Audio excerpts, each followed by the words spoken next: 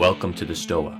The Stoa is a digital campfire where we cohere and dialogue about what matters most at the knife's edge of what's happening now.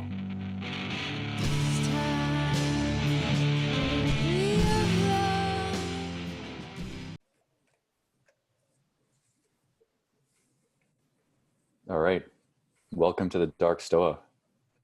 I see a lot of familiar faces, so most of you know the drill, but for the uninitiated, these are weekly sessions where we look at the world with our eyes open. We negatively visualize the future and we disabuse ourselves of our cherished beliefs. And we do this through the wisdom of Pat Ryan, the magician of first principles, the red pill pharmacist. He has another one of his signature mic drop presentations for us tonight, and the theme is a dark one. It's on blackmailing. So buckle up. The structure for the evening is two parts. The first part is Pat's going to give a presentation, and the second part we'll have a chance to have a dialogue with him and ask him questions. So in a moment, I'm going to hand it over to him, and as he gives his presentation, pay very close attention so that you can come up with some good questions, and then you can start throwing them in the chat, and then we'll ask them. All right, and now I give you Pat Ryan. Howdy, folks. Sounds like you were announcing a wrestler or something. Thank you for another edition of Stoa. Gentlemen, ladies, everyone involved, thank you very much. I appreciate the live feedback and the chance to interact with humans. I don't get that very often, so thank you very much. This is called Blackmail Inflation. I will be going into the opposite of last week's talk. Last week's talk was morality machines. This is about the machine making us amoral. So it's a somewhat inversion. And I will be talking about some pretty hairy topics. And I will do my best to keep my trademark humor about, and please don't take that as me being glib or non-sympathetic to victims of this type of stuff. I'm just trying to present a scenario in which does involve this stuff. So with that said, let me share my screen. I will get started.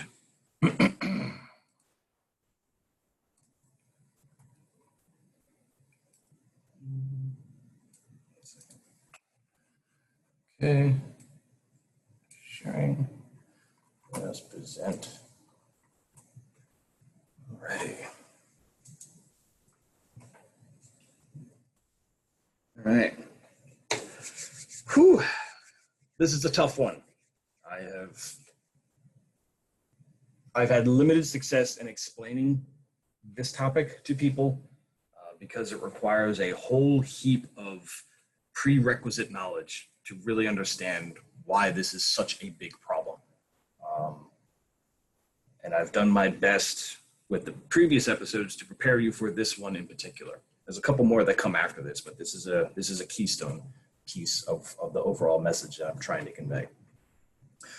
So we all know what blackmail is, but there's a lot about it that we don't know. So I'm just going to take you through the journey and write down your questions. So, and VPN computers and quantum computers, don't forget to check them out at least once. All right. So most people think that blackmail is bad letters. It's actually not. It's the Scottish enfrightenment, where you have actually meant rent and tribute. It's basically all it meant. And so you had like very rowdy Scots hijacking and raiding English farmers and basically extorting them with their violence. So, you know, you can take my life, but you can never take my capacity to extort you with violence. These poor British farmers, they just want to farm in peace. They're not upset about this thing. They're being forced to hand over their money at sword point, and it's just not a good practice for these guys. These guys love it, obviously. About 100 years later, an actual blackmail would try to do the same thing over in South Africa, and they just leave the British alone. They just want to wreck the world in peace. I mean, come on. This is just leave the British alone. Of course, I'm kidding. But That's basically the origin of the word blackmail. And we'll go from there. So this is the origin of the law of blackmail. It actually dates back to Roman times, surprisingly. And finding this book was quite the treat. It's on JSTOR if you're interested. It's information wants to be free, but the law wants it to be harmonious. That's a challenging situation to resolve, because in Roman law, it wasn't enough to have dirt on somebody. You were actually required to keep the dirt to yourself if you had it on somebody, and you were only allowed to reveal it if there was a public benefit to do so. You couldn't just walk up to someone and say, I know what you did, you better pay me. That was actually illegal. You couldn't do that. And that starts with Roman law. That actually jumps over to papal law and the canonists, which then moves over to English law as well. And this book details that evolution through about 1,000 years.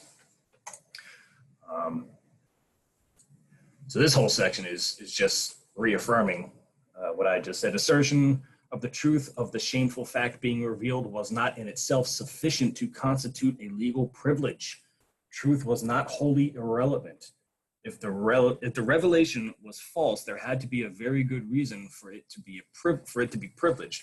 But even if it was true, the revelation of shameful information was privileged only if the revelation had been made with good purpose and dealt with the matter that the public authorities had an interest in having revealed.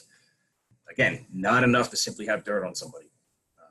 These were very face-oriented people in Chinese culture. Saving face is a very important concept.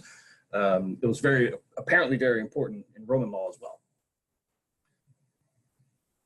And then when it came time for the canonists, who were when the papal authority was constituting their laws and how they conduct themselves and then spreading it through Christendom, they would go cite this Roman law, this practice of blackmail being extortion unless there was a public interest.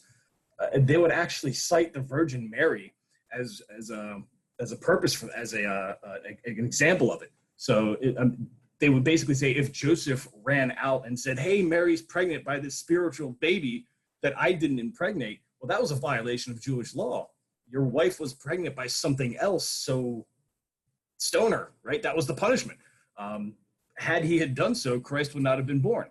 So they actually cite that as saying, like, well, Joseph had blackmail on Mary, but didn't act on it.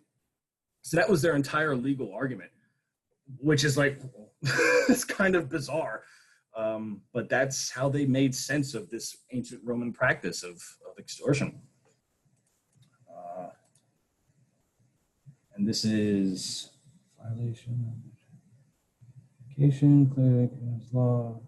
Yeah, so this is beginning to detail how the law imposing silence. Why did I highlight this? Violation.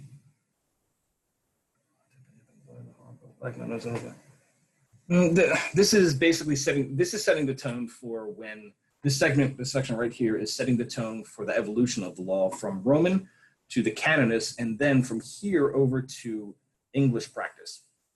So in English law, they start doing the same thing. So there's like this kind of semi-tenuous line from blackmail being dealt with in the legal space, coming from Roman law, and it just goes all the way up to English law. And that's important because by the time we get to the American Revolution, here we go. This is also technically an extension of British law, was the American Revolution. It was one of the few revolutions conducted entirely by lawyers. That's basically it, right?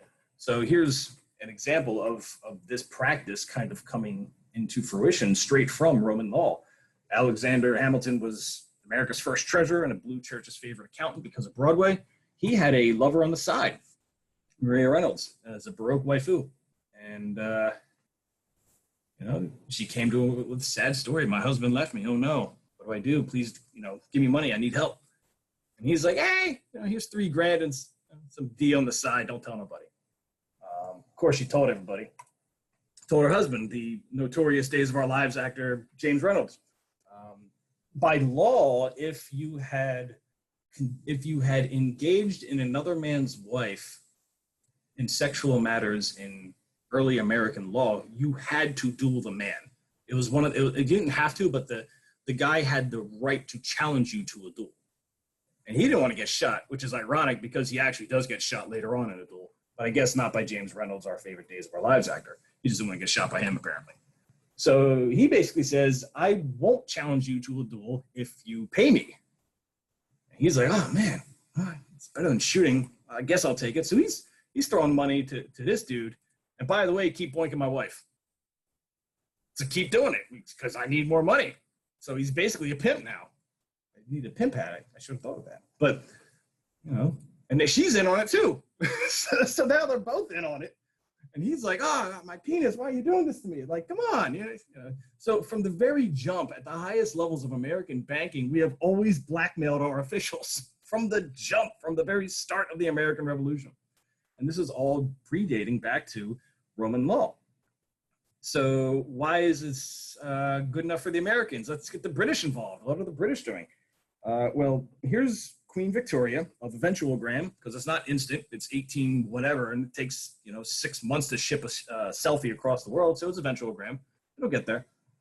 And she reigned for 63 years from the House of Hanover, Saxe-Coburg, and Gotha, which are German houses, surprisingly.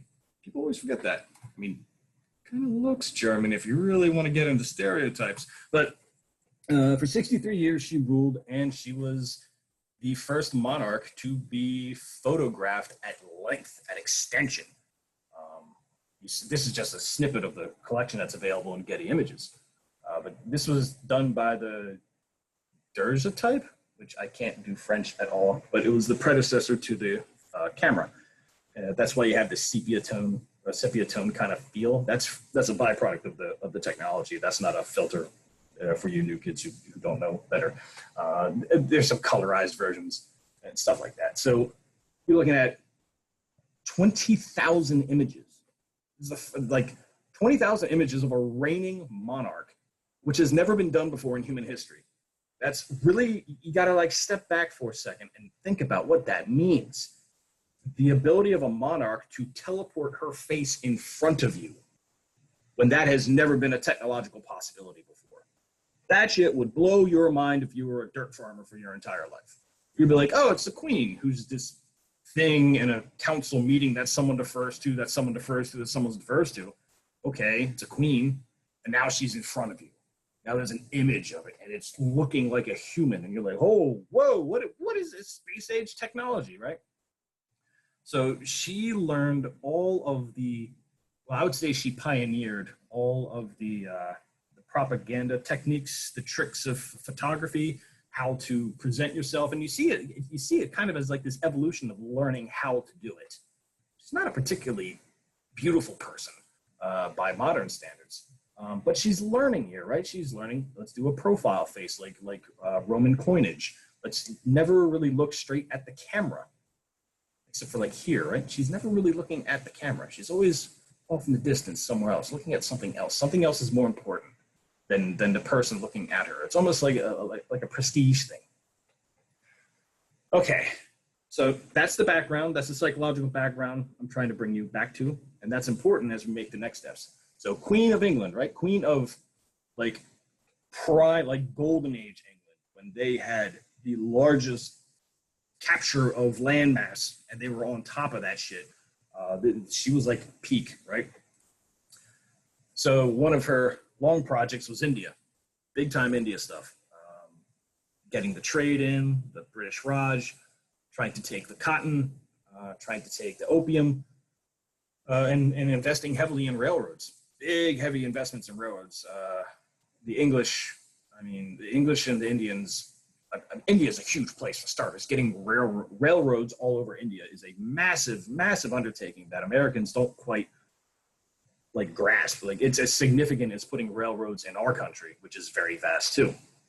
Except no jungle, right? We have no jungle to deal with. They have a lot of that, but it's a totally different problem. So because of that, you have the Indian population, which was massive back then. I think it was close to, it's like 20 million, some ridiculously huge number by 1860 standards. You had railroads bringing the modern conveniences of European industrial product making to India in a very quick way. And India was barely able to keep up. Then you had some of the hero mythology about it. The British did come in and they did kick out some Muslim rulers who were oppressing the Indian populations in certain parts of it too.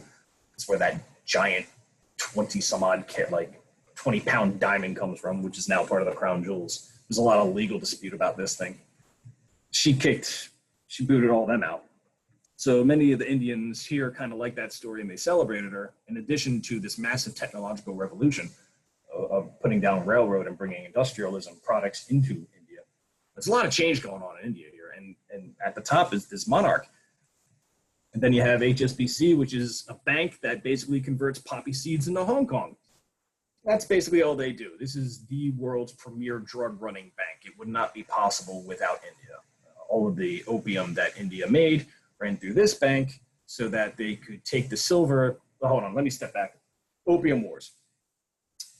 British were outputting a lot of goods to China. China was ho-hum about buying British products. So basically, British silver was dumping into China and the silver was never coming back. The British said, give us our silver back. And the Chinese said, go pound sand. I don't care. We don't want your fancy technology in our medieval playground. Go away. And the British said, fine, then we'll flood your country with opium and only take silver for the opium. Oops. So basically, China became a bunch of heroin addicts as the only way to get silver from China to India, to HSBC, back into the world economy. This was so terrifying. The opium was so crippling that eventually a nationalist empress, I believe, decided to fight back. When she did, she put all her soldiers in the field. The British sent a single ship up the Yangtze. Not a soldier could touch it because 90% of them were opium addicts. They couldn't even fight. It wasn't even a possibility. So basically the whole of China surrendered to a single ship, and that's how they got Hong Kong. And they held on to it for like 100 years. And this is all HSBC's doing. So this is a huge geopolitical fulcrum point. And right at the heart of it is Queen Victoria. One could argue that at this point that Queen Victoria was the most successful Hindi emperor of all time, empress of all time. In fact, the vast majority, the British Empire was a Hindi empire. When you get down to population, it wasn't a Christian empire. Not by these numbers. Look at this, 14%. I mean, maybe in the halls of power, it's probably Christian to a degree, but in terms of whole, like things you have to influence and things you have to take account for, half the empire was Hindi. That's pretty wild. And then this is what the medium British subject, that's what they looked like. That was an Indian farmer. That was the average British citizen at this time. So this is not a person who is fully acquainted with the Industrial Revolution, doesn't know, that probably fuck all about steam engines and gears and all that type of thing. He's just a farmer. I mean, he's using a wooden yoke, like it's like the Iron Age, right? So when this person is hit with 20,000 selfies of his empress, like what? The whole world's changing here. It's crazy fast. Drugs are all over the place. These Muslims are out of the picture. Now half, like the Hindi Empire is like the biggest empire in the world now, entirely from the British. So this is significant. When 20,000 photos of a monarch just start flooding every part of your culture, it's like she has an unstoppable narrative engine. Her subjects have no exposure in her history to that type of media technology. Effectively, she's a literal goddess who can teleport her face on command. And that's why photography was so damaging. That's why it was so, well, not damaging. That's why it was so influential, incredibly influential, especially at this time, given all these factors that I'm laying out. Okay, so here we are. She conquered Instagram. She conquered Eventualgram, and now she's trying her hand at Tinder, which is matchmaking. We're going to say she's getting into some matchmaking issues now. She's already bored of Eventualgram. Owner of 20,000 selfies, and she starts matchmaking some of her grandchildren, like King George and Princess Alex and Wilhelm II. Now, if you know your history, you'll know where I'm going next. When these guys were match made and she interfered and she played her game of putting all these people together, it wasn't long until these guys started having economic problems, and that ultimately led directly to World War I. right? So in effect, her matchmaking helped really accelerate this war, which was a devastating war for one of two factors. One, 20% of Europe's male population was completely decimated, and there was no prior event where they could even compare it to. There wasn't something like the closest they had was the Battle of Seven Nations, but this was a scale of decimation that was just everybody in every society felt this. There was also another byproduct of this because the camera was invented, and because putting these people in these situations, in these planes and tanks and fields, you need a lot of propaganda to convince a person to go into this flesh grinding machine. And so all of these states, the Germans, the Russians, and the British, they all had massive investments in film production for wartime propaganda. Huge investments. It was absolutely massive. And Germany put the most money in compared to everyone else.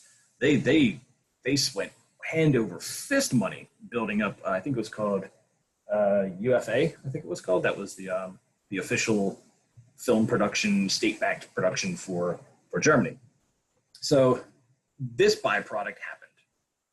So we took these daguerreotypes, and we just basically jumped the generation to moving pictures, and almost like a single leap. And we did it at scale. Now we have all these selfies, right? They're all pretty regal. They're nice. They're historically valuable. They had tremendous influence in propaganda when it came to India, but were they all perfect? You think there's greater than 0 lewd selfies of her somewhere? You'd have to be a bit of a conspiracy theorist to think that maybe someone who has unaccountable power didn't use this technology for sexual enjoyment. You'd have to go out on a pretty far limb for me to believe that kind of thinking. I'm willing to believe, for the sake of the rest of this presentation, that it's very feasible that a empress of the world's largest empire probably enjoyed a little bit of pornography, either being in it or seeing it. And I'm pretty sure that there was a lot of people who would have loved to have seen it, not just for its erotic factor, as much as you can get, eating taste out of it, but also for the power that the blackmail would have. I'm not willing to believe there are I can't believe that there are 0 lewd selfies of this queen. This is Queen Victoria we're talking about, right? What is her secret? Is this her secret? Was there a lewd selfie, a film, an erotic thing, catastrophic blackmail on the queen? That's an interesting question. That's an interesting company name. Wait a second, who ran that company? Oh, it's this guy, Lex Wexner. You probably never heard of him. There's this dude, he ran L Brands and he ran Victoria's Secret. He was basically a pimp, just a glorified pimp. But who was running his money? He only invested in one person. Now, most billionaires, they have like these diversification strategies and these big trusts and complicated shell games. Not Lex. No, Lex knew what he was doing. He only invested in one person. Just one. He didn't have any advisors. He had nothing. He had one person to invest in, and that was Epri Jepstein. That's right. The guy who just he just seems to keep not killing himself. It's the weirdest thing. Oh, and who's his best friend? Oh, well, look, it's the distant relative of Queen Victoria. Wow, this is interesting. I'm really starting to think that there are more than 0 lewd selfies of this monarch. I'm just putting that out there, right? Just an idea. It's the Illuminati. So what happens at the end of World War I when the Germans have now this surplus of film production capability? There's no more war, and the Germans lost. So they do what Germans do. They engineer it even further and make it better.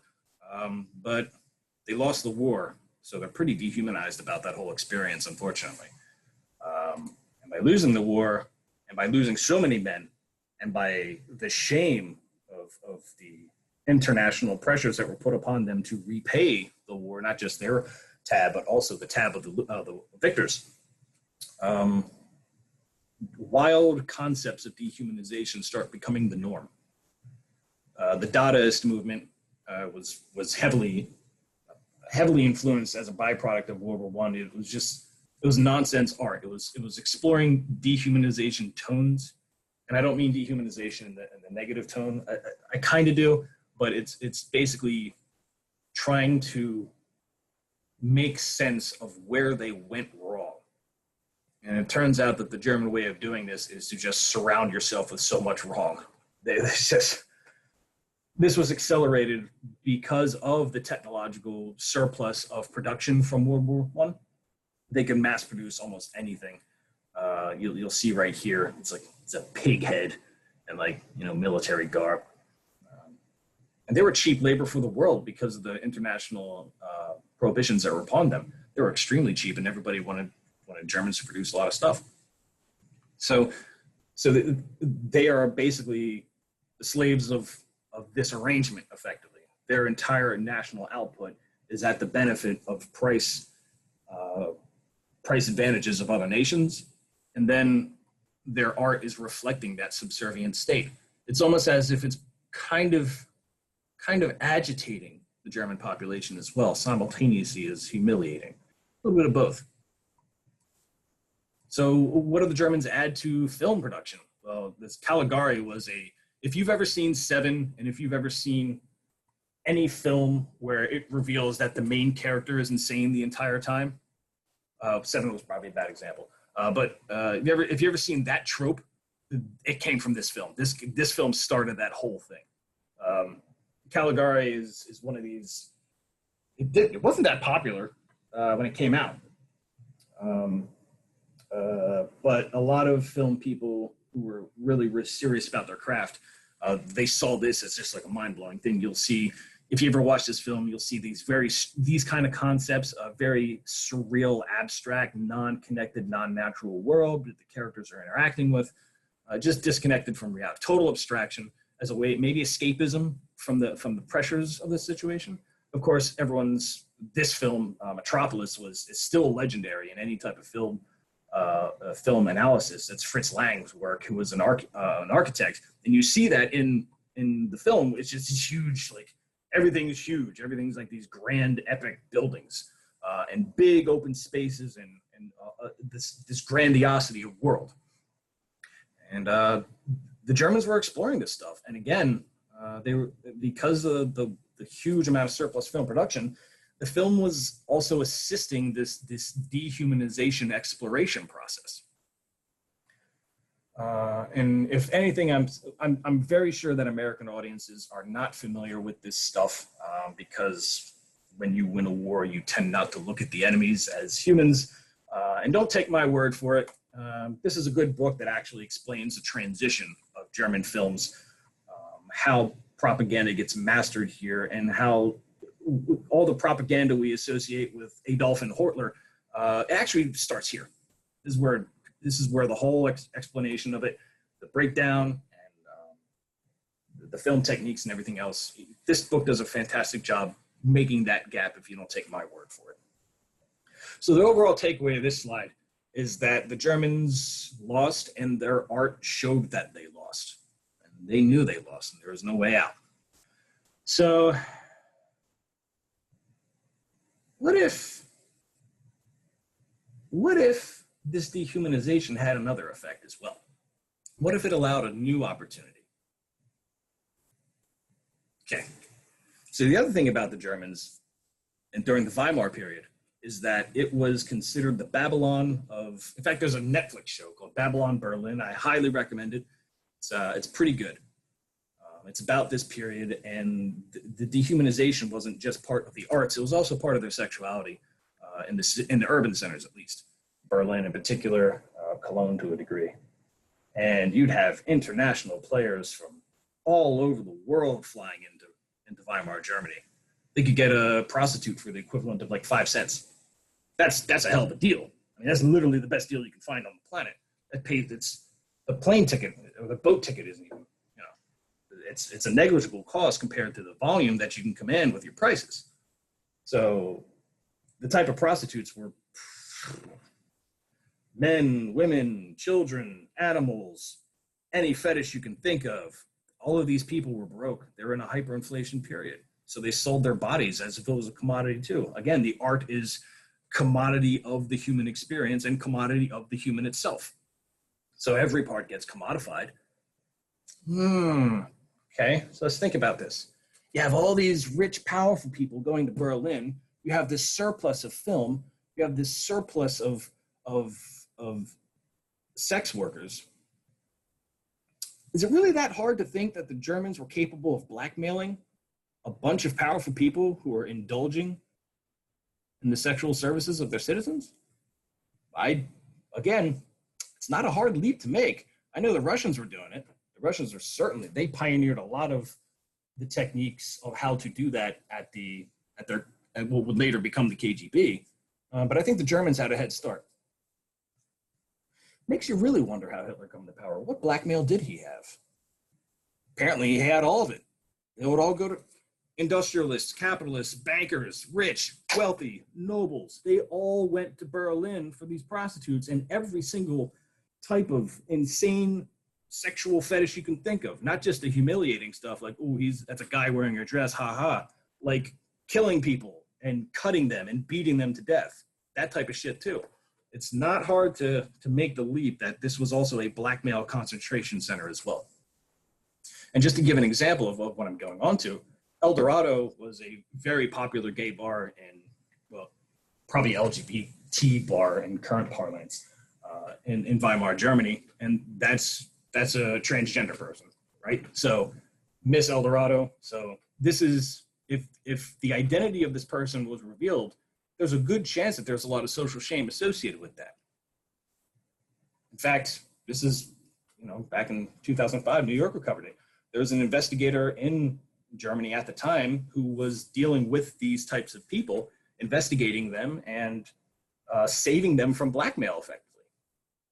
So people would go into Germany for a fun time, do some experimental stuff, probably try homosexuality out just for kicks, and someone was filming them too. Now you're gonna, if you're an heir of a king or you're an heir of a banker, you just landed in a lot of hot water and you can't get out. So this is blackmail and suicide. He saved them from shame and death. That's what this investigator was doing. So as a result, he got in very good with the LGBT scene. I think that's the appropriate way to describe this scene. And so he got along because he was doing him a favor. He was one of the few people actually doing it. Ironically, he would later kill himself because he was taking bribes from a millionaire banker accused of child rape. They say statutory rape. That's child rape. Let's call things what they are. And that's another example of blackmail having collateral damages outside of the person being blackmailed. Being associated with that was death. Family bonds were still fairly strong in Germany at that time. So if you were associated, if you were blackmailed, then you brought shame to your family and they had to carry the burden too. So it's really explosive stuff. And it turns out Germany was just collecting this stuff in bulk of almost every industrialist you could think of. Wonder where all that blackmail went. And we might get to that. We'll find out. So now that we understand the or at least the historical significance of blackmail and how it got to move from, I know a rumor, to pay me off to be silent, to, oh, by the way, now we can have physical proof of what you've done. This is a brand new technology. I mean, we live in a world where just like movies and TV are everywhere. We take it for granted, but this was foundation shaking stuff when this technology came before. And there's also relative value. If you blackmail this guy, what do you think you're going to get? Probably going to get a beat up car and 2.5 cans of Four Loko. I mean, that's not a lot, right? But if you blackmail this guy, hey, get access to his business, maybe his private jet, business class at least, right?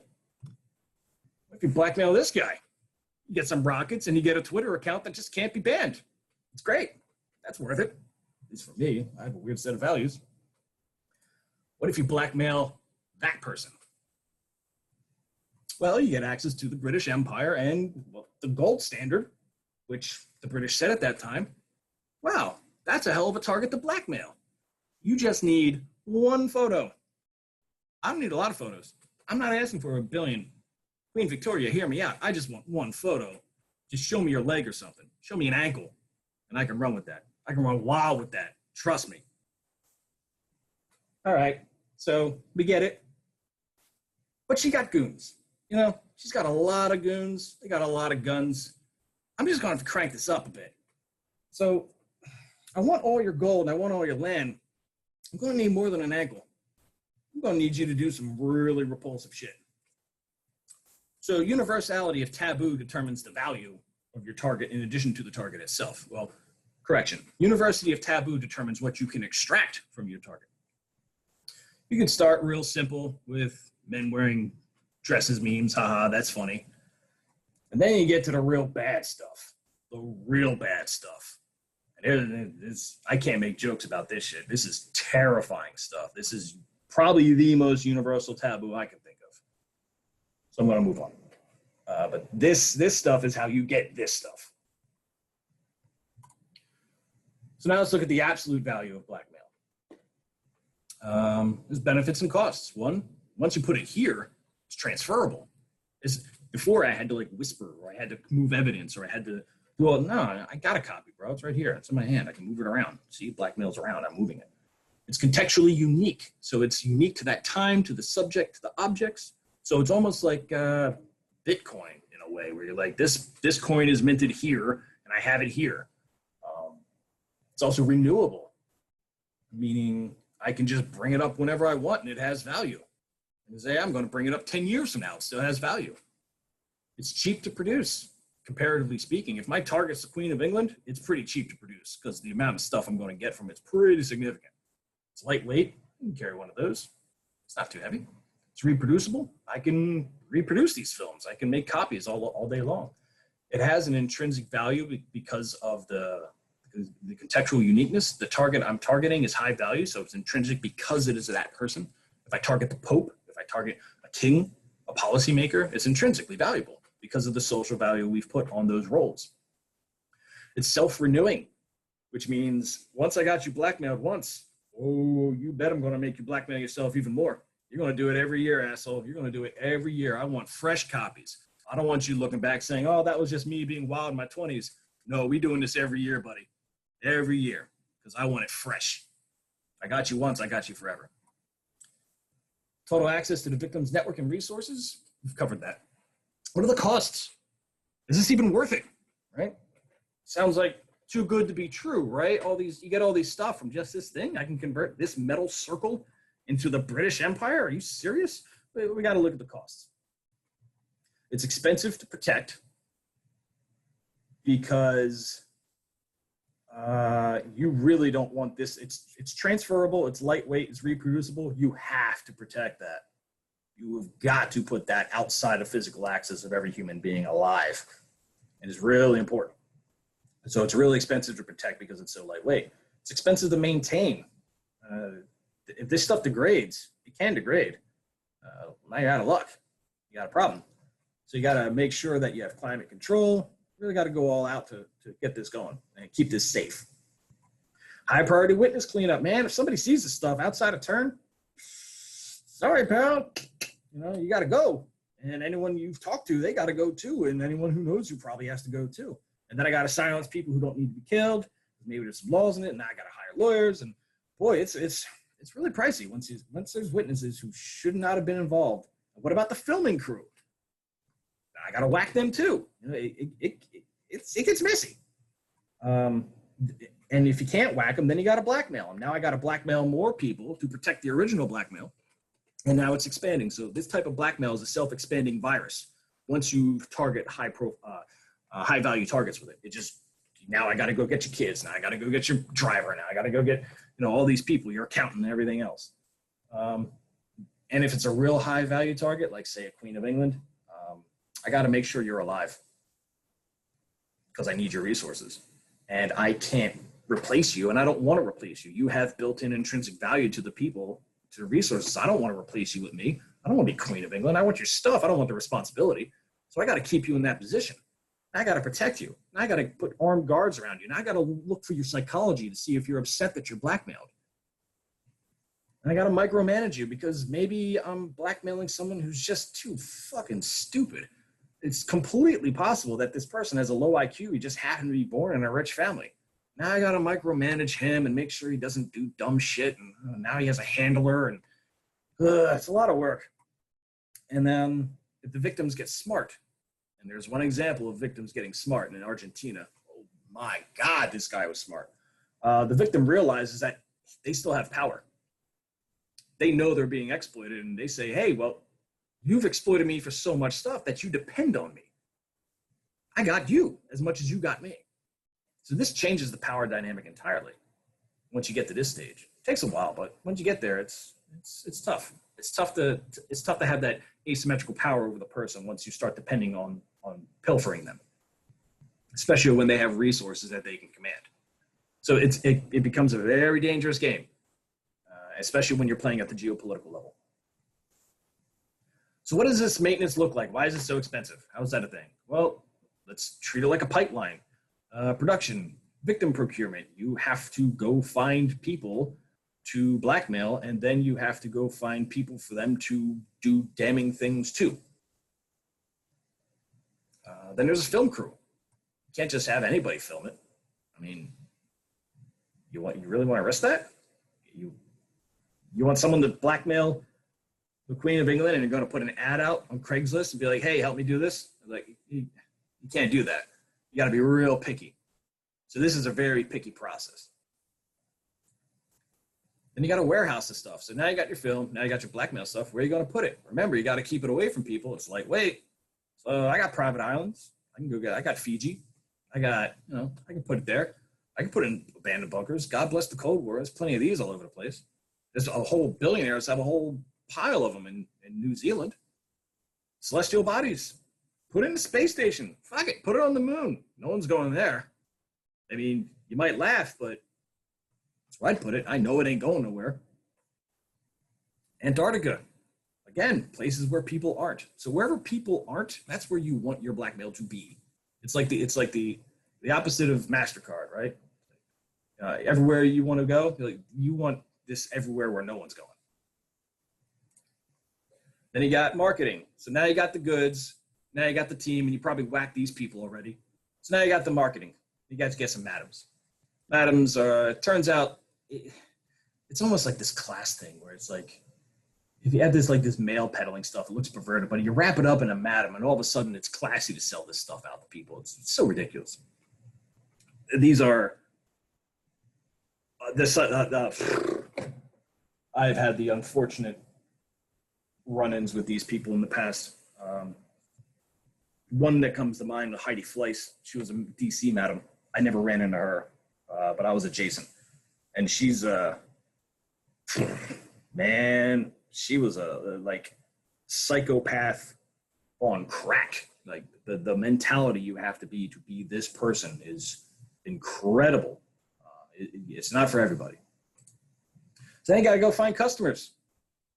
Where are you going to find these customers from, right? You're going to find them, again, like a Facebook. You'll be like, hey, I got Queen Victoria's nudes, lol. You know, what are you gonna do? You got to be very distinct. You got to be very careful about finding people who either want this blackmail done to them, or people who don't know that they're about to be blackmailed, which is what you're really looking for, because you want to go get, you want their power, right? I want a Saudi prince. That's not a Saudi prince. What did I do there? I'm so silly. I want the power of a Saudi prince, right? So I got to blackmail him. So I got to have this whole pipeline set up, get this thing set up, and then walk this person into the trap. And who's this obvious pedophile-looking person? Well, that's an heir of the DuPonts, right?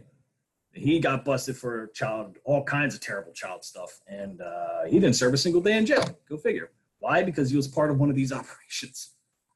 These operations collect all kinds of people. Saudi princes, just like they did in Berlin.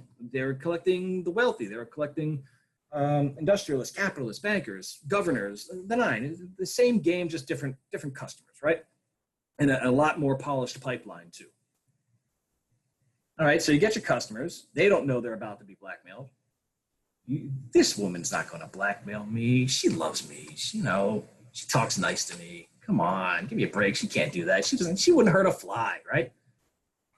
Doesn't even dawn on them the level of crazy that you have to go through to even get this process set up. But this madam, she's fierce. She has contract enforcement. So she has cartel contacts and spooks and mercs, traffickers and cleanup. These guys don't pay, pew, pew. These guys start squealing, pew, pew. All kinds of stuff you can do. Well, before I get there, so this is the basics you need to conduct a modern blackmailing, high-value target operation. This is like, I should probably be selling this as like a start your own startup pitch, but like this is a heavy investment. You need to have the right talent. You need secrecy and clandestine stuff all day long to pull it off. So let's say you pull it off, right? You get your pipeline going. Well, congratulations, you did it, but now you got competition. Because now there's other pipelines doing the same stuff. It wasn't just Jeffrey Epstein, it was also Nyberg. Most people outside of Canada probably never heard of Nyberg, but he was the Canadian Jeffrey Epstein. And then you have intelligence agencies doing this stuff too. So now that's a crowded field. You have like 20 people going after the same high-value targets, trying to put them in honeypots. So now you got to compete. How do you compete? How do you have a better product, right? Quality control. We need psychologists and therapists to deal with the people who are blackmailed. We need psychologists and therapists to deal with the people who were the victims of the blackmailing, meaning either the children or well, mostly children in this case, because the world has spun so fucking far out of control. That's all that's left. You need these guys to start getting people through the trauma that they went through. And if they don't like psychologists and they want a more spiritual experience, we got that vertical cover too. We'll bring in some pantheists, shamans, and humanist channelers. And they're gonna get your chakras all lined up after being traumatized. And if that doesn't work, well, we got doctors and drugs too. Pump you full of that shit. We got that all day long. We got that on lock, baby. So we don't have to worry about the children we're tormenting and terrorizing. We got that nicely tuned. And there's one piece of stuff that was actually most revealing. These guys were one of the bigger weaknesses in trying to find these pipelines of pedophile blackmail stuff. These guys don't follow the same rules as these guys. These people engage in like speech and not material and no logistics. These guys deal in logistics. So as a result, you can actually monitor odd requests for drugs, and you can monitor odd requests for equipment to help rehabilitate children. And so these guys, once you start targeting them, you can reveal entire pipelines, and it fucks the whole game up. There was one woman who specialized in hip surgery in Hollywood. She was the only hip surgeon in Hollywood. And so what happened was these asshole pedophiles, they would abuse these children, and then they would call her to fix the hips. But she was the only one doing it. And because of that, she was easy to find. And that's how a lot of these other people got strung out. Once you started playing in the material space, then it just left evidence of the pipeline all over the place. Then you go to normalization. I mean, start blackmailing celebrities and get them in on it too. Well, we got celebrities, authors, personalities, cultural agents, people that can say, well, it's okay to be naughty on the side. It's fine. Come on down. You see, we're doing it. It's cool. We can all do it, right? Then media and journalists, reporters, because sometimes you can't whack a person. You just got to destroy their reputation. So what you're doing is you're increasing the fidelity and you're increasing the resolution of your ability to conduct your blackmailing operation using these players as well. But you've had to expand these people and the same rules apply. If these people know that you're doing this, then you have a problem. So ideally, you want them not knowing you're doing it. But if they get too close, these people always got too close somehow. They always got way too close somehow. Then you got to either bring them into operation or you whack them. That's basically it.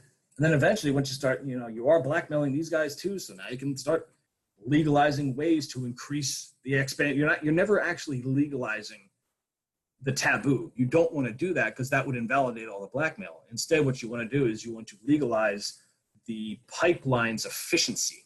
the ability to collect more talent and the ability to get better quality control and the ability to do better operations. You don't actually want to legalize, the great taboos.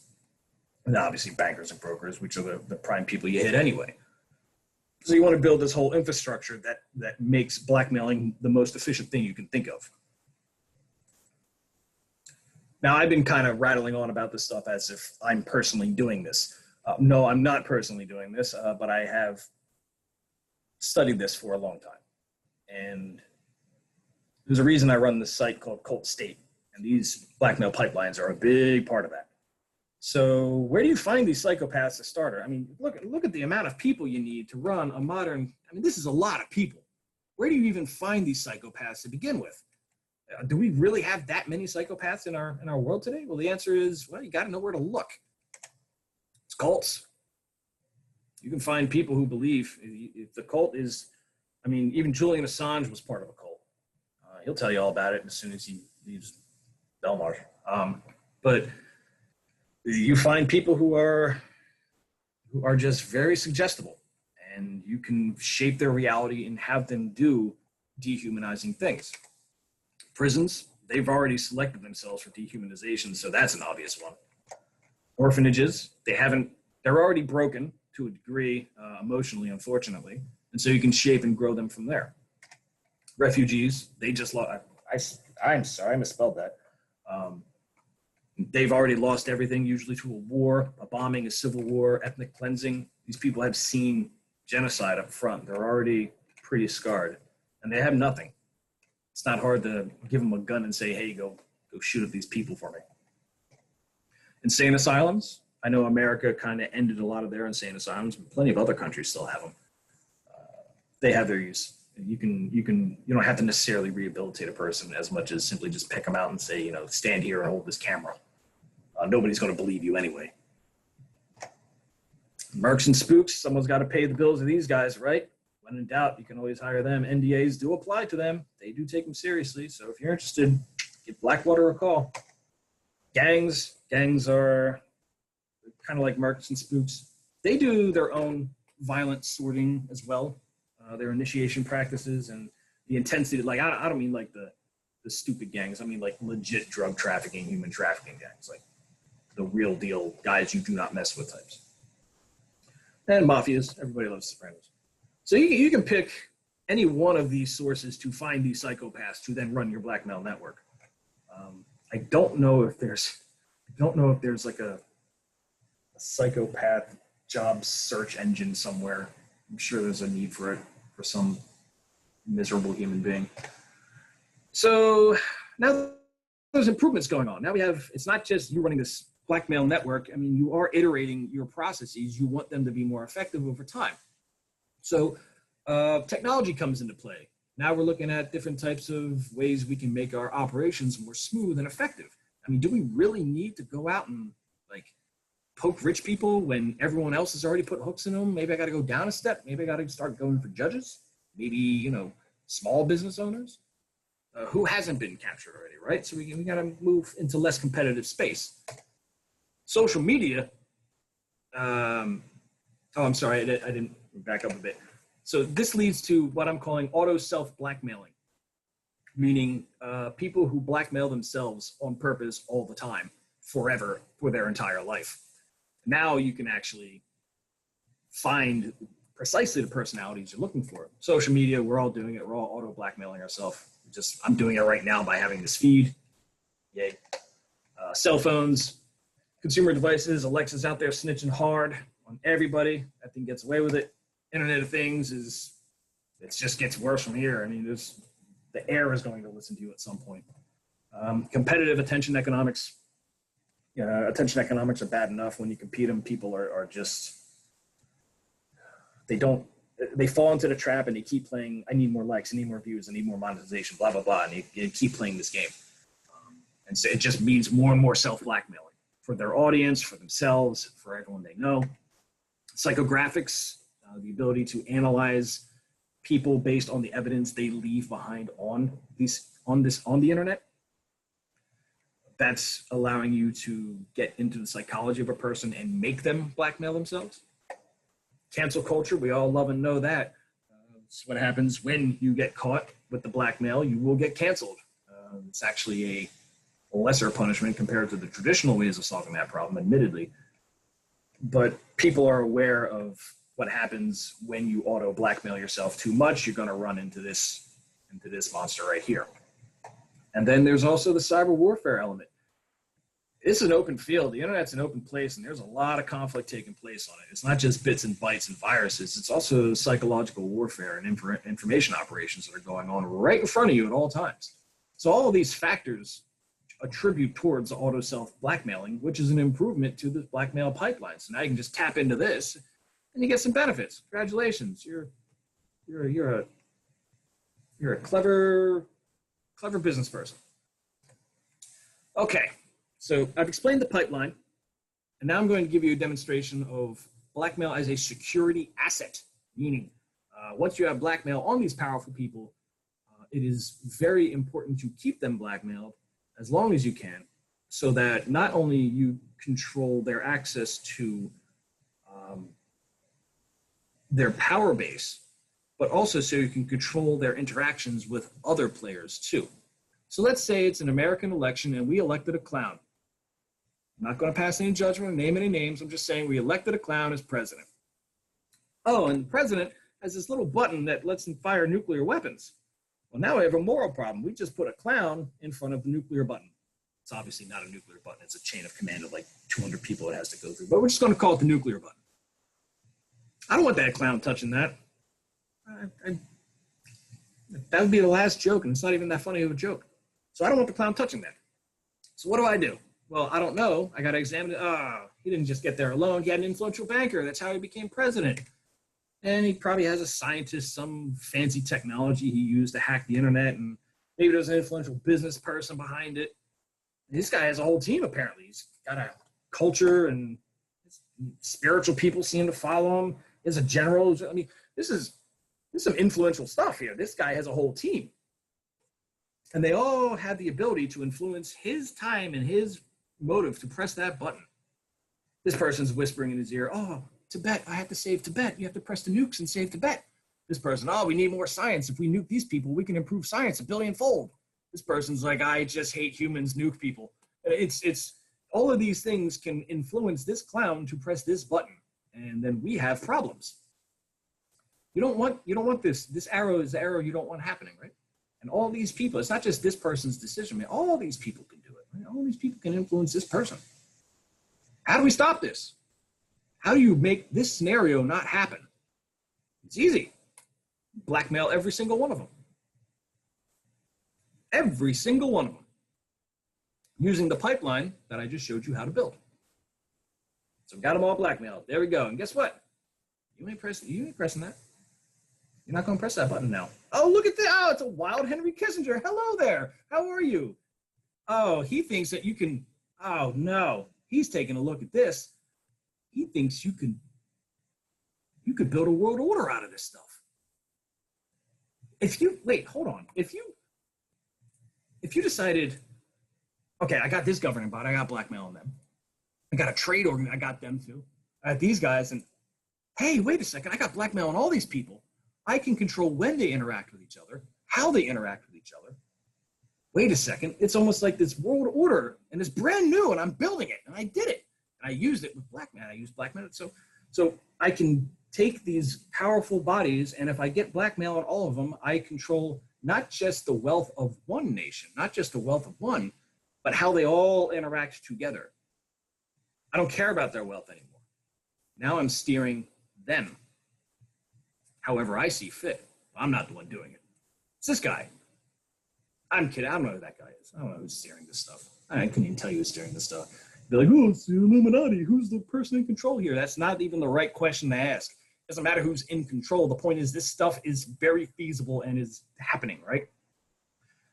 And then, like, I mean, if this is in play, maybe I am a conspiracy theorist, right? Maybe I'm nuts and there's no person who has blackmailed so many people. Maybe that person doesn't exist and no one's blackmailed so many people. I don't know. I don't know who that is. I've never seen this person in my life. I couldn't even tell you, but I know he didn't kill himself, right?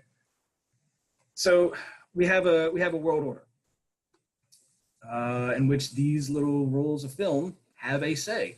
I couldn't tell you the percentage of how much say they have, but they're definitely an ingredient in the dinner for sure. So what I just showed you is Westphalia 2.0, Westphalia for the nuclear age, the agreement that the psychopaths of state will play within the boundaries of their own interactions and not just ruthlessly slaughter populations for lulz. You do that with this. And some people don't like this arrangement. Some people don't like the fact that they're blackmailed. And some people will go great lengths to make sure that they get out of it.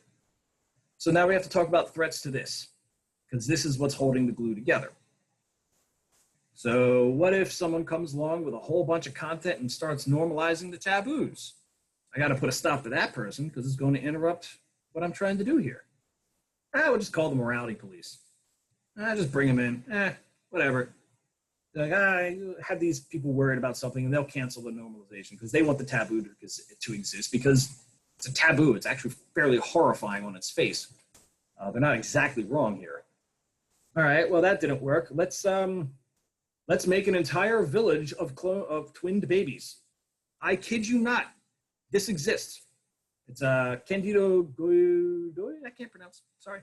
But this is a village in South America where 123 twins exist. That is a statistical impossibility, by the way. That is a distribution that is not even close to organic, which means somebody was twinning those people on purpose. And guess who it was? It was Joseph, the Doctor of Death, the Nazi Doctor of Death from World War II. He escaped to Germany. He went through this little village and he twinned all of these people using all of the research that he was able to get from from the German breeding programs research. So how do you cancel this? Like, first, why is this a problem? Well, it's a problem because if I can twin people, then one person can be blackmailed while the other one isn't. Now I can say, well, we can get rid of this blackmail person and I can put this person in there. So I can have two people in the same place doing different things. It interferes with this pretty significantly. And I got to put a stop to that. It was the Nazi doctor. Throw the Jews at it. They'll have a field day. They'll take it down all day. That's fine. So it's ADL's 4, right? So morality police for humanism. Cool. All right, they solved it. Great. So let's just, if we're already twinning things, there's cloning going on. I got 6,000 Neanderthal brains. So I'm pretty inclined to think that cloning is not that far, that's not too hard to do. And this obviously has implications for the same reason this has implications. So this has got to go. Morality police, no cloning allowed. Oh, and if you really get caught doing it, you're going to get a free plane ride by the CIA. In fact, the Chinese decided to imprison their clone guy a couple months back. I don't know if you remember that. But he came out and said, hey, we made a clone. Nope, sorry, free plane ride for you. All right, so how else would we countering this? File copying, right? I mean, what if I just got access to this and copied it all over the place? That would do something interesting, right? Because then everybody would have the blackmail on all these people, and that's probably not good for any type of, world puppeteering that's going on. Well, this is my old boss. This is Edgar Bronfman. He's the guy behind MPAA, who basically said you can't, don't download MP3s, no file. Music piracy, you might remember that if you're old enough. You wouldn't download a car. I don't know if you remember that ad. That was hilarious. And yes, I would download a car. I would download a lot of things if I could. I don't know if I download this stuff. This stuff is just nuclear hot. But he found a way to kind of plant that down, and then Apple happened, and then all kinds of psychological ways to kind of make this less interesting. Okay, so we got to kind of counter there. And then straight up theft. Let's just steal them all. Fuck it, just grab everything. Right? Let's do a mad dash. We're going for the gold here. We're just taking it all. That's a free plane ride for you. Sorry, pal. No luck for you. Makeup. Surprisingly, I can use makeup to make someone look like someone else, doing some basic film tricks. Well, we got facial recognition now, so that's not going to work. Sorry. All of these tricks that I'm showing this is normalization. This is spoofing the person on the film, destroying the value of the uniqueness of the film, just straight up stealing all of it, trying to trick people into thinking they weren't on the film. And then, of course, Photoshop. It's fake news. Anything coming out of Photoshop is fake news, right? So all of these things are being deployed to protect the value of this. And so far, it's kind of working. You know, it's not like a solution you put it in place and forget about it. It takes maintenance. You got to channel, money into this type of thing. But this stuff is controlling Westphalia 2.0. There's plenty of money to go around. That's not a hard thing to allocate funds for. But we have a problem. Even with all of this, it's still not enough, because we have one little piece of problem that's about to hit us hard. I'm just going to show it to you. It's these 4 people, the bravest heroes the world has ever. I don't know who these fucking people are. These people don't exist, by the way.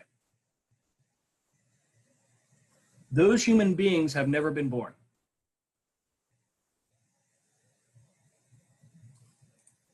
They do not exist, and they were deep faked into existence. Now, you're probably squinting. You're trying to find the pixels. Like, I don't know, man. I don't know. I think those people do not exist, which means I can take and start generating humans in film, in pictures, in anything to do whatever the hell I want. And it's going to look this real. There's already videos of deep faking Obama, deep faking Vladimir Putin, deep faking Donald Trump. You can go look for those. They're available. They're everywhere. It's getting better. You might say, well, I can, if you get down to it, I'm going to find the deep fake. Yeah, you probably could. I mean, if you get into the JPEG algorithm, you can see artifacts in the block encodings that are indicative of a deep faking. That is true. But there are people that when they see this, just like when they saw Queen Victoria's face, they're going to think, yeah, that's probably a person. So you get the same effect, right? The same asymmetrical advantage for a time. And all you need is a time. Because once you get that asymmetrical advantage where you can deep fake anybody into anything, into any situation, you are now in a scenario where we can automatically create blackmail on anybody. I don't need a film crew. I don't need to clean up messes. I don't need to deal with all these problems. The robot's going to do it for me. I press button, I get blackmail on anyone. And that's the future we're about to walk into. Now, why is this a problem? You think, well, if everybody's blackmailed, then nobody's going to believe anything. That's true. That will happen. You're going to have an epistemic collapse for sure, as nobody believes any face of human activity ever again. Sure, that's going to happen. But there's a problem. Okay, remember our little theoretical model of how you build a world order that's very brand spanking new? What you do is you have the blackmail on all these people, right?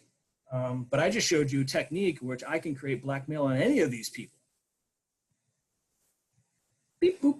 Here's a bunch of fake blackmail on this guy. I just made a whole bunch of blackmail on that guy. Now you might think, so what? Who cares? Probably he's a scumbag. Hey, yeah, okay. He's a scumbag, sure. But this is the real blackmail. And this is the fake blackmail. If you know a thing about game theory or two, you might start to say, hey, now wait a second. This guy can use this stuff to plausibly deny this one. Uh-oh. Guess what just happened? He has plausible deniability. He can defect now. He doesn't have to play the game here. He doesn't have to be controlled by the leash anymore. He can use this fake stuff to defect. And now he has a problem. He didn't want to defect. He likes his position of power. He loves the fact that he's blackmailed. He can't get enough of it. He's guaranteed prestige. He has power. He has all the drugs and hookers he wants. He fucking loves it. He didn't want this burden. He don't want the smoke. He don't want none of this. But the robot decided to target him because, lol, why not? And he sees the problem too. This person's concerned there might be a defection. He's smart enough to get there's probably going to be a defection. He doesn't want this. Maybe this guy does. So now he's courting the robot. He's like, go ahead, I want out of this game. This is the crazy train. I'm out. And this guy, the pacifist priest over there just wants to kill everyone. He's like, kill them all. They're all defectors. Kill all defectors, right? So what you've done is with this fake blackmail, you can unravel any one of these groups by targeting one person. Just one. Doesn't even need to be the head honcho. It's this dude, or this dude, any of them, doesn't matter. do your basic network graph, make your target, and poof, unravel. The whole game comes crashing down. No amount of blackmail is going to save you. Poor clown, he's having a tough time because now that button's right there. Oh, it's right there. What are we going to do? How does the story end? So now let's review our cost-benefit analysis again. If we add one more cost, can be duplicated without authorization, what happens to our benefits? Well, they start to disappear. Oh boy. Uh-oh. Oh no. All I have is a transferable, renewable, cheap to produce, lightweight, reproducible good. That's called a fiat currency. Has no value whatsoever now. I have inflated the blackmail. Just as the Marxists inflated gold in the late 1800s. So this would unravel the entire Westphalian order if someone pulled this off. This leaves us at the Tartarus scenario. Tartarus is where the Titans were imprisoned for their war against the gods and losing. They didn't die, they were just imprisoned. If they were released, ooh, that'd be a problem. So here's our run-of-the-mill unaccountable psychopathic billionaire living on his own self-manicuring moral universe. You've probably heard a lot about this person. You've heard that he's reckless and he's out of control and he has too much power. And he's evil and he's mean. And most of that's probably true, but he also has blackmail on him. And that's what's holding him in line, because he's not out there dumping nukes on everybody. And the only reason he's not is because he's blackmailing. So what if I unchain him? What if I free the Titan from the prison? What if I free all the Titans from the prison? What happens? Well, it would be a couple of Nuki boys for sure, at the very minimum.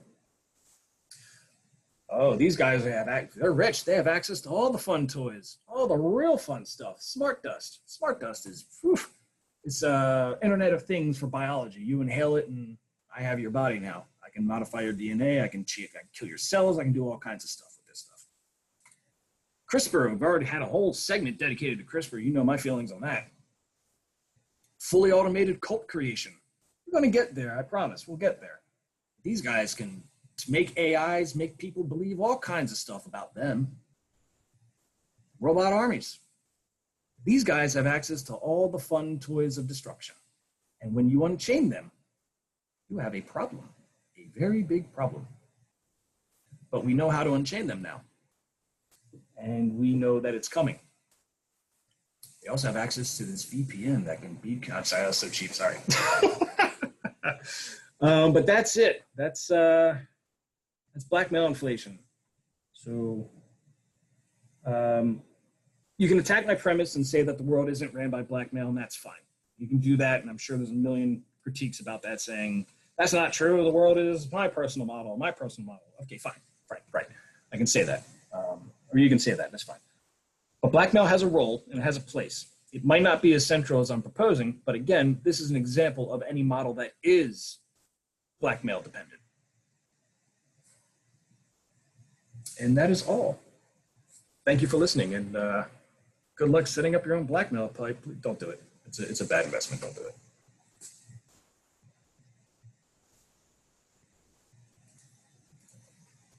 Wow. That was heavy. Thank you so much for that, Pat. Yeah, I'm gonna start asking Pat some questions. In the meantime, prepare yours and throw them in the chat, and maybe we can get a dialogue going. But I feel like I need a second to take that all in. I guess like an immediate question comes to mind, which I kind of know the answer to. Should I throw out my Google Home? It won't matter. Just get rid of it? It won't matter. The cell phones exist, and when you walk into the office, other people have cell phones. You're tracked. There's no way out. All right. Well, following on from that, where does Pornhub fit into all of this? That's going to be the accelerator for deepfakes for sure. There's obviously a demand for certain people being pornography. Porn was the accelerator for the internet as well. So we know what that model looks like. It's predictable. There's metrics and models for it. So.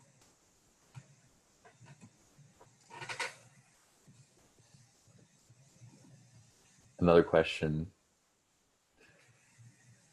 I guess, okay, so the question behind a lot of what I was thinking about throughout this presentation is who's the most anti-fragile in the blackmail economy? And one kind of like ingredient I want to throw into that one is I kept thinking about how Donald Trump is so post-truth and how nothing really sticks to him. So if you can riff on that question and whether or not that relates to Trump. There is one source of anti-fragility.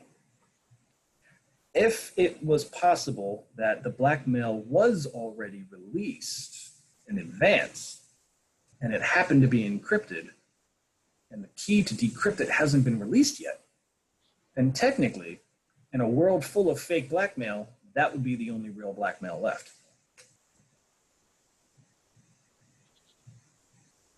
Turns out, someone already did that. And he's in prison in Belmarsh right now. His name is Julian Assange. Now, you're going to see him very soon. You're going to see some political events that are going to make him front and center very soon. Now you see what's at stake. You're going to see some pretty wild shit like global pandemics and who knows what else is coming next. So what happens next? I don't know. When the real blackmail is left, whoever owns it owns that whole network. I guess the question is, who's it going to be? I don't know.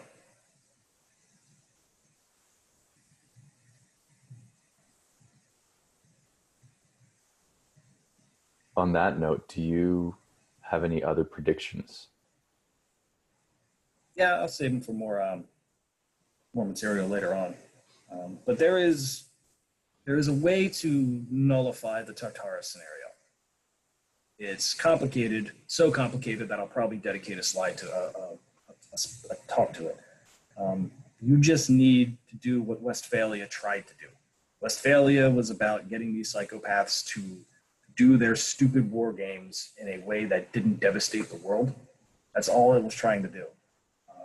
And it had relatively okay success. You'd have to do the same thing here. These psychopaths, when they're unchained, you're gonna have to give them a chew toy to dedicate all of their energy and effort into, and to dump all of that violence into where it doesn't hurt the rest of us. There's a game B tries to do that. I'm not sure they're thinking at this scale quite yet. They need, it's, what I propose is the fallback for when game A and game B fails, or if either of them fail, I should say. What I propose is that you have robotic wars. You have robot armies shooting each other. You don't have people killing people. You just have robots shooting robots. Once you do that, we can talk about something more elaborate afterwards. But that exploration as to my reasoning is going to require an episode. And I can kind of see where astroeconomics fits into that. All right. Well, we got some questions building up. I'm going to select one of them. All right, Peter Lindbergh has a question about deepfakes. Peter, you want to unmute yourself?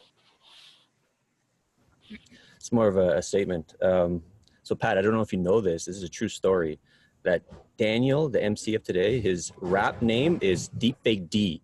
It's a true story. It's a true story. That's just a statement. Yeah, so I have a question about the kind of conspiracy theory term. Like anytime you broach a subject like this, even if you talk about it from first principles, people are just going to like lump you to conspiracy theory or wacko, whatever. Sure, can you speak about how the media is weaponizing that phrase? Yeah, it's there's a long arc of trying to weaponize that phrase dating back to Vietnam, I think. It was important to paint people who could see behind the mask and the smoke screen and kind of shame them to a capacity and say, hey, this person is a conspiracy theorist, meaning they are unhinged, they're not using the scientific process, they're not using scientific methodology, they aren't speaking in probabilities or distributions, they are speaking in absolutes, and absolutes are evil. We can't reward absolutes. You know, we can never reward absolutes. That statement is self-defeating, obviously. Conspiracy theorist is a way to shame complexity analysis, for example. When you unravel large things, you never have all the information. I mean, that's an absurd level of criteria required to even talk about something. I need to have all the information about a single thing before I can say a single word about it. You gotta be kidding me. I couldn't say a single word about anything if that was a criteria. I enjoy personally exploring all kinds of wild stuff. I don't necessarily have to believe the stuff I'm exploring. I don't even have to believe the stuff I'm saying.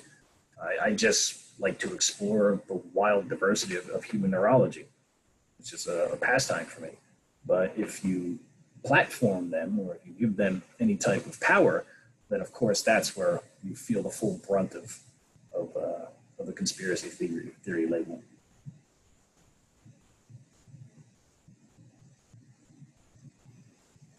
Marshall, would you like to ask your question? Sure. If deepfakes are our printing press, outside of robotic nationalism, do you see any other pathways to avoid our modern 30 years war? There is one way that I don't agree with, but it's very feasible. If you can't put kill switches on the power that steers the world, then you put kill switches in everybody instead. That's probably on the menu at some point, just so you can keep the Westphalia 2.0 running. It's medical tyranny is a way to do it. CRISPR, pretty good research done by Foucault about that, Mikhail Foucault, regarding prisons and how you imprison people, getting back to fundamentals and stuff like that. But CRISPR has a bright future as a prison system. It's probably the only alternative I can see. David S., would you like to ask your question? Yeah, let me see if I can remember what did I ask? I said, oh, do we get to a point where there's so little authentic meaning that we just don't care anymore? Like, in a way, there's just, at some point, it's like, yeah, people are people. We're all. I'm more worried about the stuff with actual threats, you know, with the smart dust and whatever else, things that you can actually do harm to me, but harm my reputation. So what? I mean, are we getting to that point? Even if we do, that will only accelerate everything I'm talking about. In order for blackmail to work, there has to be a taboo. If you eliminate all taboos, then you get this scenario all the same. If the blackmail becomes valueless, then you get all this unfolding. So I guess there's a deeper question there then. Is that a good thing or a bad thing? I mean, in a way, the transition is horrifying. If you survive it, it's probably an okay thing. Do you have a sense of how to make it more survivable, more likely to survive the transition? Get off the planet. Leave. That's all I got, man.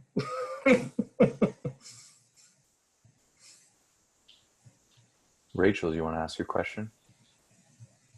Yeah, so the paraphilia, groups of sociopaths just playing games with each other and like not going out and wreaking mass havoc. Keeping your lunatics at bay. Most efficient way to do it. I'm sorry. I think I dropped there for a little bit. Could you? Yeah. What's your most efficient way to do that? Like, say that you have a group of lunatics, sociopaths. You want them to stay like within their own LARP. What is the best way to reinforce that? The best way to reinforce that is what I call autocults, which I will be doing an entire video to. Autocults are a very complicated concept, and I've had to like leave all of these little videos behind it so I can actually address it.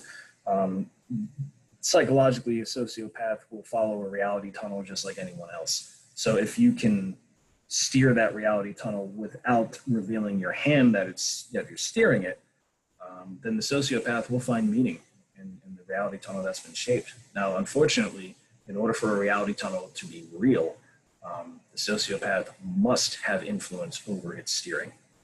And that's going to interfere with your plans of micromanagement. So you have to have a genuine feedback cycle in order for it, because if you don't, that's the one thing the sociopath wants is control. If they can't control the reality tunnel, they will break the hell out of it. So lots of compromising between sociopaths and reality engineers. Interesting. Thank you. This might be a follow-on from that question, but Memetic Caper, would you like to ask yours? Yeah, sure. If blackmail is a way of structuring an obligation, might there be other alternative ways to structure obligations that aren't obsolesced by deepfakes? If there were, there'd be a very strong incentive to pursue those, as otherwise you get chaos, right? Mm-hmm. Yeah, that's a solid question. There's certainly pressures to find such obligation criteria. You can see Bitcoin as a version of that. In terms of enforcement, that's where it all gets messy. Getting enforcement is where it gets tough. For example, it's one thing to swear fealty to a king and say, I'm your serf and whatever you say, I'll do. And if there's real economic incentive to that, then sure, that fealty is granted. If there's a lot of pressures around that are too chaotic and the king has a way to keep that chaos at bay, sure, of course.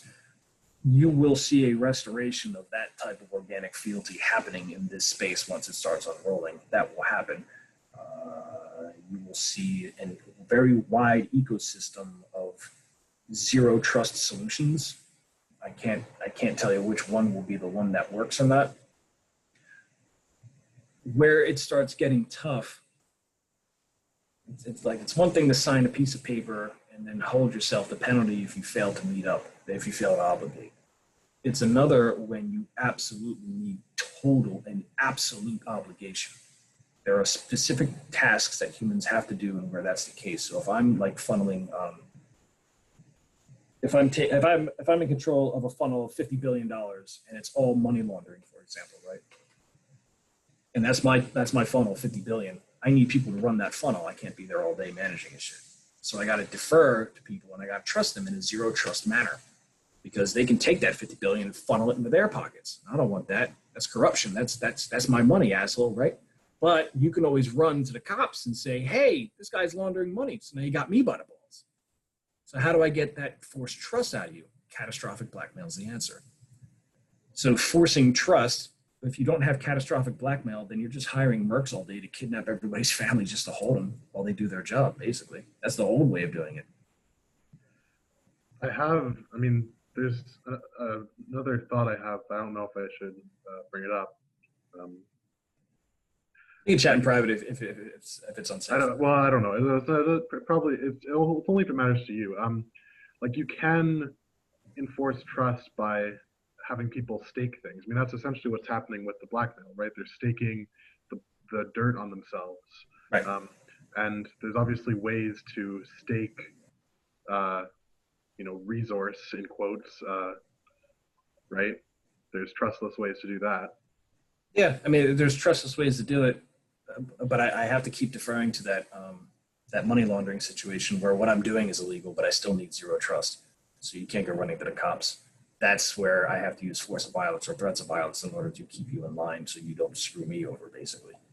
And when you're dealing with threats of violence, it would be part of it. I'm going to have to stop it there, guys. We can pick up to the end of the hour. We'll pick it up. Yeah, thanks so much, Pat, and thanks for everybody who's here and for participating and for being exposed to the truth. There will be a continuation of this series every Friday for the foreseeable future. Pat, do you have any final words before we close out? Give this some thought, everyone who's listened. As you can tell, I've put some considerable thought into this. I have my 2 solutions to this problem. I need more. This is a massive issue. Even Henry Kissinger, despite popping up wildly in this slide, he wrote a piece in The Atlantic saying the end of the Enlightenment. This is what he's talking about. the end of the Westphalian Order. This is how you end it. So people are thinking about this stuff. Game B is obviously trying its hand into being a system, but we need an ecosystem of solutions. Otherwise, these psychopaths, you can't put them in check, and you gotta. Thank you for that. Can I ask a question? I think that it is reasonable then to have a very powerful psychopathic ally, and it seems like finding that is probably maybe perhaps like I don't know, but it's pretty dark. Yeah. It's a dark hedge. Of course, that psychopath can turn on you at a moment's notice. So That was a good inference, Kara. All right. Thanks again, everybody. Just a reminder, the Stoa is a gift. And if you would like to give a gift in return, you can do so at the link that I just shared in the chat. And we have a bunch of other events coming up. Peter, would you like to speak to any of them before we close off? I think I'm too drunk for that. But if do you want to talk about your event tomorrow?